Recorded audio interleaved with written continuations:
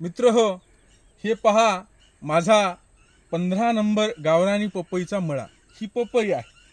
आता तुम्हाला याच्यामध्ये दाखवितो की काही नर असतात, काही पपईची झाडं असतात. 5% नर असायला पाहिजे. तर 5% नर कसे असतात ते या इकडे या.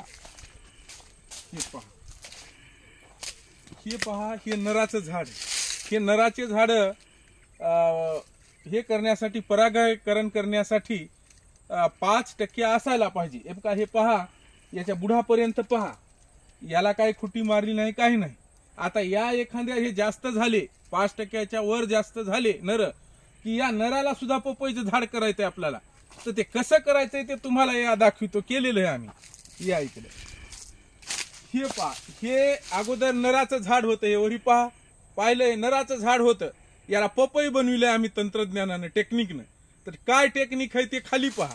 पहा बघा, ही टेक्निक आहे.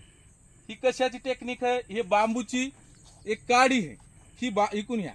बांबूची काडी जी आहे ती पहिल्यान सुरू 2-3 महिन्यात नरगा समजला, जास्त नरगे झाले की काही नरग्यात बांबूची काडी किंवा लोखंडाचा खिळा ही असा खुपसायचा. ही इकडे पहा, ही अशी खुपसिली की आरपार निघते.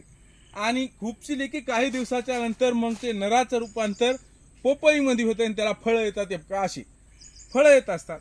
आता काही झाडाला आम्ही 2-2 क्रॉस मध्ये मारली. ते क्रॉस मध्ये मारले, तिथं पपई झाली नाही. एकच मारला त्या ठिकाणी अशा प्रकारे पपया लगडलेले आहात. टेक्निक आहे, तंत्रज्ञान आहे जगामध्ये. तंत्रज्ञान वापरा आणि आपली शेती करा. नमस्कार, मी संजय सवंडकर, राहणार रेडगाव, तालुका कळमूर, जिल्हा हिंगोली येथील हा मळा आहे. धन्यवाद.